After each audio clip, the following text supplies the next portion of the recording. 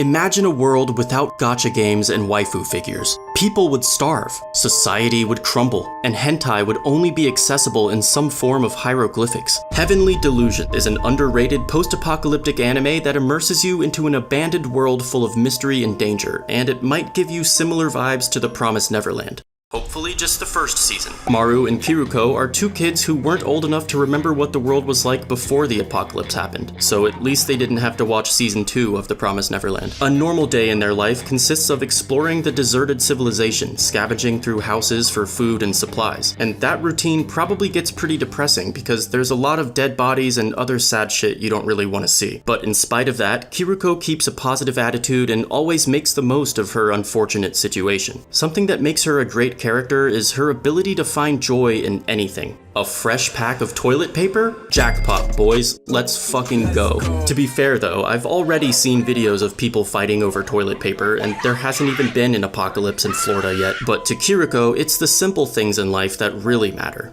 Like using a toilet that may never be flushed again. You see, in a world without plumbing, toilets are a delicacy. I mean, how could anyone resist plopping one into a clean, starving toilet that hasn't tasted poop in years? This toilet can't even remember the last time it got shat in. Its lonely porcelain skin longs for the touch of a warm human ass. Every night, this poor toilet closes its lid and dreams of one day being flushed again. It really makes me appreciate the shit I took this morning. Hell, after lunch, I might even go back for seconds. Anyway, Kiruko's life isn't just rainbows and toilets and sunshine. She has to deal with being assaulted by bandits just because she's a girl, because for some reason whenever there's an apocalypse, men suddenly start acting like Andrew Tate whenever they find a defenseless woman. So luckily, Kiruko stays strapped at all times to protect herself because it's mandatory to keep that blicky on you in a world where safety isn't guaranteed. Survival is a privilege, so scavenging supplies and fighting off bandits is just another average day for Maru and Kiruko, but occasionally they stumble upon something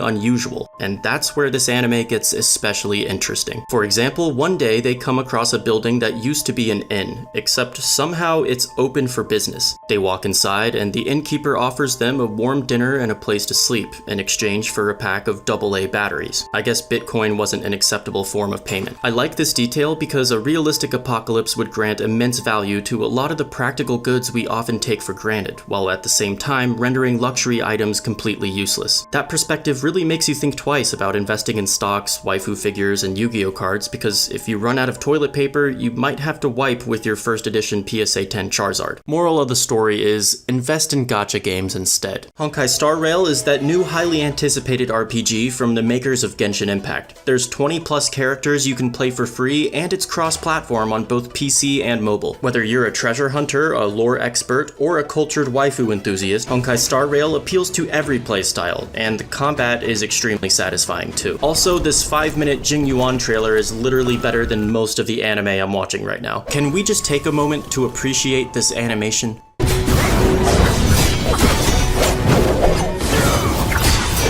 This guy is Honkai Star Rail's newest 5-star character, one of the 6 generals of the Shenzhou Alliance. Jing Yuan's a pretty laid-back, chill type of dude, except he will get serious and fuck you up if you threaten him. He pumps out massive AoE damage, which makes it super easy to mow down waves of enemies, so I would highly recommend using him. Download Honkai Star Rail right now for free and get an extra 50 Stellar Jades by using the promo code HSRVER. Damn, that's a big one. Guys, I think this might be a nuclear launch code. Either way, I'll just put it in the description and you guys can copy and paste it from there. Thank you again to Honkai Star Rail for sponsoring this video.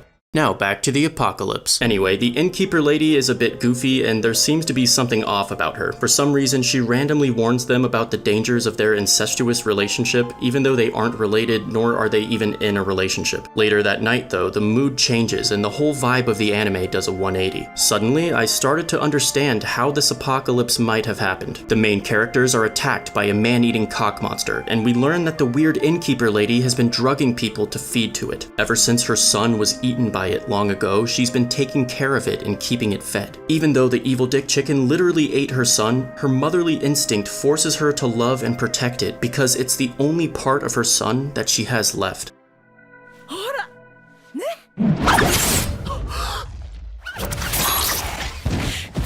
And then that happened. Exploring this post-apocalyptic world honestly seemed kind of appealing to me at first, but I changed my mind real fast. I'm perfectly happy in our pre-apocalyptic world, so fuck stockpiling toilet paper and collecting bottle caps. I'm just gonna hide in my room and play gacha games instead.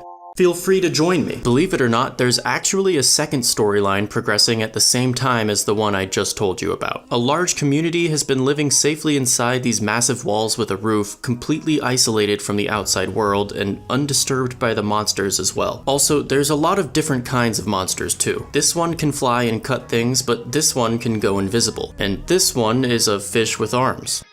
It doesn't really do anything, it's basically just a fish with arms. They could have given it feet instead, but I guess they wanted to keep it family friendly. Anyway, the children born in this walled-off civilization are unaware of the outside world. The adults keep them trapped here and monitor them with security cameras. It's by far the most advanced society we've seen in this anime, and there's also some creepy experimentation going on because all the kids are born with weird abilities. This girl can climb walls, this dude can go invisible, and these two girls can, well, so far they're just gay. I'm only on episode 7, so I don't really know what's going on, but regardless, this anime introduces a new mystery like every other scene, and it's actually insane how many questions and theories I have. There's only 13 episodes, so I have no idea how they plan to tie everything together, but I can't wait to find out. Every episode feels like it ends 10 minutes early and leaves you dying to watch the next one. It also bounces between like 5 different genres at once and still manages to nail it every single time. My favorite kind of anime though is one that makes you think,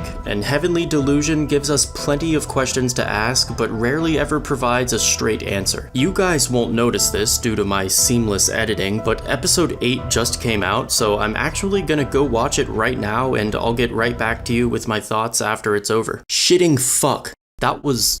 wow. I don't even know what to say without spoiling it, but damn. Easily the best episode of the season. 10 out of 10. That was fucked up. Amazing episode, but I kinda feel like shit now. If you guys aren't watching this anime yet, just trust me on this one. It's worth your time. I need to like go outside or something after that. God. I feel like I just got pegged in the heart. Anyway, Heavenly Delusion is amazing and super underrated. I can almost guarantee that it's going to make it to S tier in my upcoming tier list video, so stay tuned for that. I'm not gonna claim that it's better than Oshinoko, but I've been enjoying it just as much, and it's definitely the anime I've been looking forward to the most every week. I apologize for not uploading anything this past month. I was just very busy working on a very important video. Alright, you want the truth? I was training agility in RuneScape. Yeah, I know some of you thought maybe I was dead, but in reality I was only dead inside. Thanks everyone for watching, I'm out for now. Peace.